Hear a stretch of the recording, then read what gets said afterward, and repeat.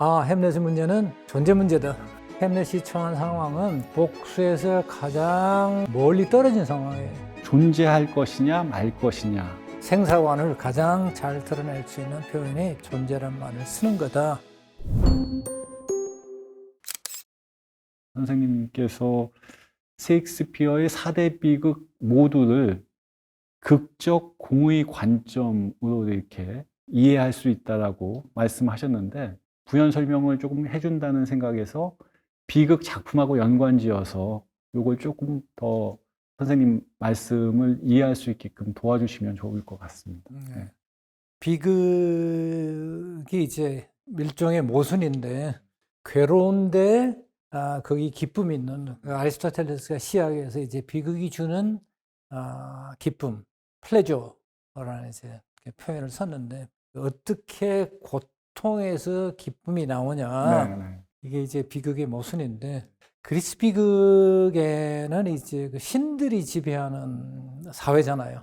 근데 셰익스피어 정도로 내려오면 기독교가 얘기하는 그 신이 상당히 이제 옅어지거나 멀어진 상황이잖아요. 소위 말하는 인본주의. 신과 인간 간의 관계가 아니라 이제는 인간 안에서 선악의 두 개념이 부딪히면서 생기는 이 고통이 어떤 식으로 승화가 되느냐. 그 배경을 놓고 봤을 때 그리스 시대에는 신이라는 뚜렷한 존재가 있었으니까 책임 전가할 존재가 있었지만, 여기는 책임 전가할 존재가 없으니까 인간이 다 감당을 해야 되잖아요. 그 책임도 자기가 져야 되고. 지금 우리에게 셰익스피어 비극, 특히 4대 비극의 요체는 저 사람들이 보여주는 그 엄청난 고통에 우리가 얼마나 공감하냐. 그리고 그 고통에서 벗어나는 어떤 계기가 주어졌을 때 우리가 얼마나 감동을 받느냐. 드디어 저 사람이 저 고통에서 벗어나게 됐구나. 그래서 저 죄책감 이런 거에서 벗어날 수 있는 계기가 찾아왔을 때 우리 한국의 관객이나 독자가 인물의 주인공의 고통에 얼마나 공감하고 고통을 승화할 수 있는 어떤 계획이 주어졌을 때 거기에 따라가느냐, 어디까지 따라가느냐. 어떤 사람들은 전혀 독자에 따라서 많이 다를 거예요. 그러면 그 셰익스피어의 비극에서 예. 고통의 승화는 어떤 계기로 나타나는 그래서 이제 그걸 구체적인 예를 들어서 설명을 해보면, 네.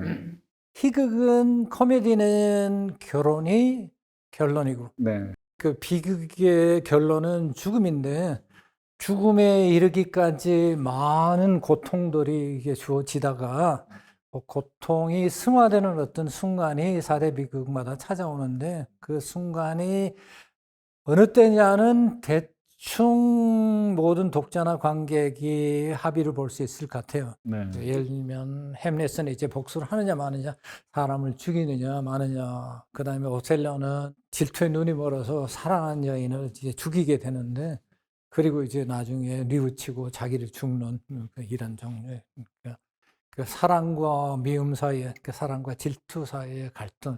그리고 리어 왕은 자기의 행동 때문에 사랑하는 딸 코딜리아가 죽게 되는 이 엄청난 아버지로서의 고통, 이런 것들이 다 죽은 딸을 안고 거의 마지막에 이제 안고 나와요. 안고 나오는 장면이 네, 선생님은 승화의 계기라고 보는 나오는 거예요. 장면이, 그 장면에서 이제 리어 왕이 이제 살았다. 야, 이거 숨쉬는 거 안 보이냐? 안 보이냐? 그러다가 이제 외치다가 죽는 거거든요. 자기 때문에 생긴 이 모든 전쟁과 갈등과 분열과 미움과 이런 것들이 다 자기 책임으로 돌아오고, 딸의 죽음으로 안고, 이 리어가 오직 바라는 게 뭐겠어요? 이 죽음을 되돌리는 거잖아요. 그래서 거기에 만약 그 아버지의 심정에 공감을 하면 그게 계기가 돼서 모든 게 잊혀지는 거죠. 어떤 감동이 몰려오는 거죠. 저는 선생님 지금 말씀만 들어도 감동이 밀려오고 있어요. 그러니까 그거를 그렇게 될 수밖에 없게끔 셰익스피어가 만들어 놨어요. 그러니까 셰익스피어가 위대한 이유가 이제 진짜 자기가 리어 왕이 된 것처럼 그렇지만 아까 이제 극적 공이라는 게 뭐냐면 이 영화를 쓸 때는 그 감정에 몰입해서 쓰지만 그 이야기를 꾸며나가고 인물을 만들어내는 이런 것들은 다 의식적으로 하는 일이잖아요. 이때는 좀 또 떨어져서 보기도 하고 그게 이제 제3의 관점이라는 거죠. 이런 관점이 키츠가 이제 네거티브 케이퍼빌리티라는 말로 설명을 한 관점이고. 제가 햄릿의 유명한 대사 to be or not to be를 영어로 읽으려고 하니까 선생님 앞에서 차마 읽지는 못하겠고 근데 이제 과거에는 그 유명한 대사를 죽느냐 사느냐 네, 그것이 사느냐 죽느냐. 네, 이제 그렇게 번역을 했고 그 이어령 선생도 그 돌아가시기 전에 낸 책을 보면 이런 말씀을 하셨어요. 제가 이걸 한번 인용을 해보겠습니다. 네. 한국말에서는 죽는 것이 사는 것보다 서열상 앞에 오는 경우가 많습니다. 죽자 살자로 사랑한다거나 아니면 죽기 아니면 살기라고 합니다. 한국어에서는 생사결단이라고 하지 않고 사생결단이라고 합니다. 햄릿에 나오는 그 유명한 대사 to be or not to be도 한국말로 번역되면 사느냐 죽느냐가 아니라 죽느냐 사느냐로 바뀝니다. 그래야 자연스러운 한국말이 되기 때문입니다. 여기가 이제 인용한 부분인데 저는 이 부분도 아주 흥미롭게 읽었고요. 어쨌든 이게 선생님이 번역하신 것처럼 존재할 것이냐 말 것이냐 그것이 문제로다 이렇게 번역을 하셨는데 고민이 참 많으셨을 것 같아요. 이 기존에 나와 있던 다양한 번역도 있고 의역된 그 번역어들도 장점이 조금씩은 또 있을 테고 그 고충을 조금 소개해 주시면 좋겠습니다. 네. 사느냐 죽느냐 죽느냐 사느냐로 이제 번역된 1차적인 원인은 이제 일본어죠. 그 사느냐 죽느냐는 존재보다 좀 좁은 하위 개념. 그러니까 존재가 상위 개념이고 죽느냐 사느냐는 그 존재의 일부를 표현하는 어법인데 어떤 절박한 심정 내지 상황 그걸 설명하는 거거든요. 죽자 사자. 이게 지금 3막 1장 앞부분에 나오는 독백의 이제 도입부인데 이때 햄릿이 처한 상황, 햄릿의 심리 상태는 전혀 절박하지 않다는 데 있는 거예요.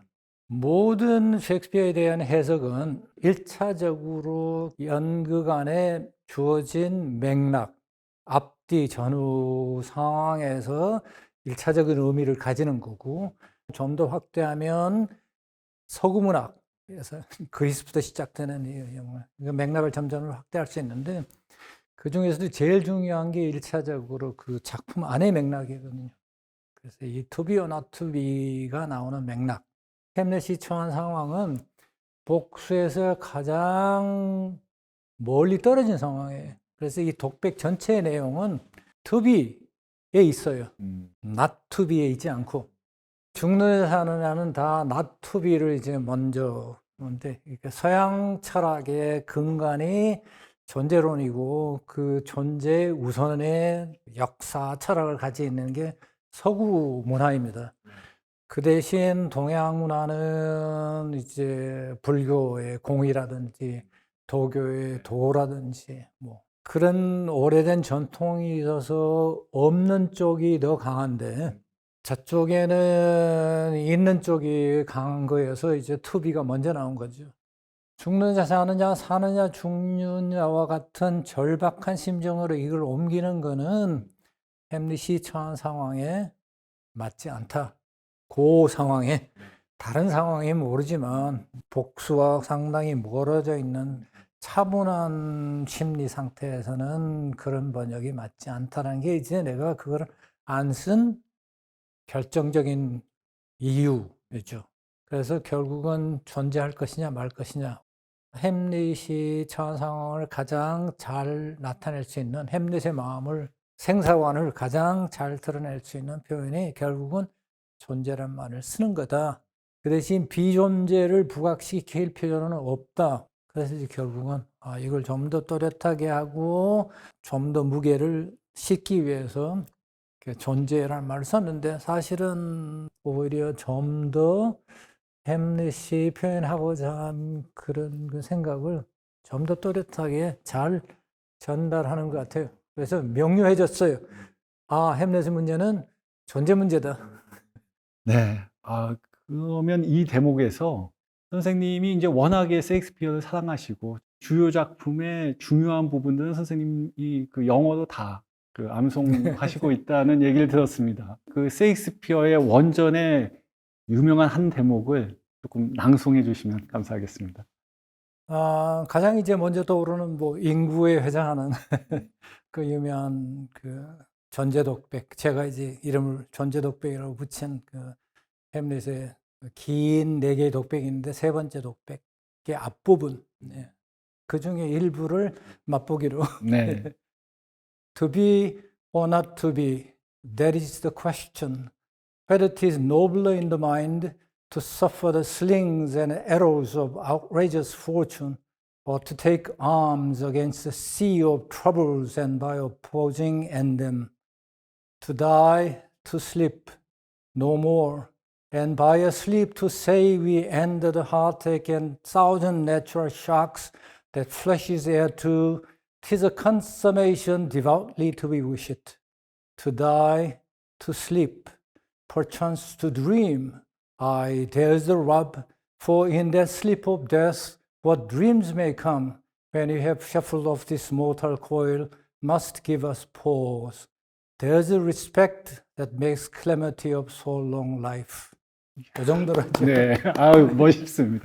마치 파도가 이렇게 밀려왔다 밀려가는 것처럼. 네, 그게 이제 이 운율을 타니까 배우들이 소리로 이 뜻을 전달할 때 암송하기도 좋고, 그 다음에 단어마다 이제 이 강약이 이제 계속 패턴으로 되풀이되니까 독자들이나 청중에게 그 의미가 더 각인되는 효과, 강조되는 효과를 낳는 게 이제 시 형식의 특징이죠. 그 밖에 이제 뭐 압축이라든지 긴장감이라든지 이런 것도 이제 시의 특징이기도 하지만.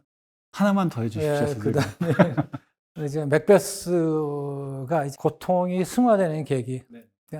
맥베스는 이제 야심 때문에 양심과 야심이 갈등하다가 삶의 의미라는 게 완벽하게 사라졌어요.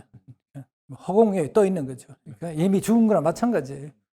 그래서 그때 하는 독백이, 그러니까 아내가 죽었다라는 소식을 듣고 하는 독백. Tomorrow and tomorrow and tomorrow creeps in this petty pace from day to day to the last syllable of our recorded time.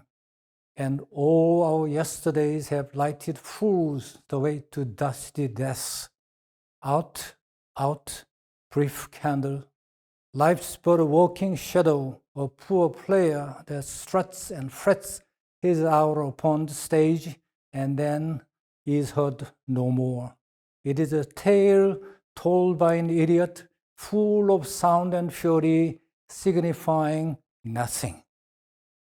이 마지막 이제 두 단어가 의미가 전혀 없는 백치가 짓거리는 이야기라고, 모든 삶이 그렇다는 게 아니고 자기 삶을 응축해서 얘기한 거예요. 자기 삶. 자기가 추구했던 이 왕의 자리, 권력의 자리. 그러니까 이 허무의 극치 이 대사. 네.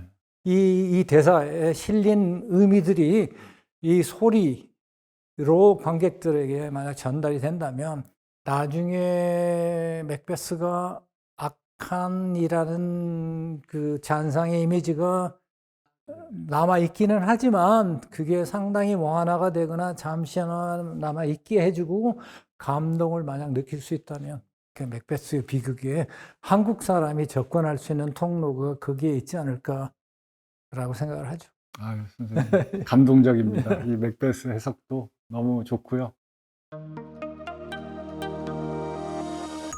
이제 마지막 질문을 드려야 될 것 같은데, 뭐 요즘 100세 시대라고 합니다. 근데 선생님은 이미 작년에 필생의 과업인 셰익스피어 운문 번역, 전집 운문 번역을 마치셨는데, 이제 앞으로 100세까지는 사실 텐데, 모르죠. 그 시간 동안 어떤 공부 계획이랄까? 어떤 계획이 있으신지 그걸 여쭙고 싶습니다.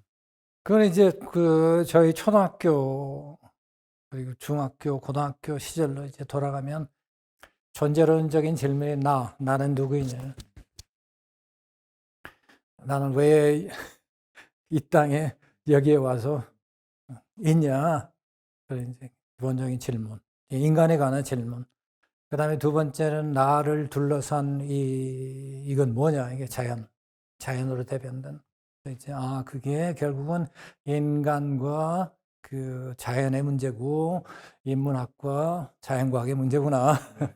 2014년에 제가 은퇴하면서 이렇게 제자들 불러놓고, 자, 내가 이제 셰익스피어 끝냈고, 나는 이제 물리학 공부를 시작한다.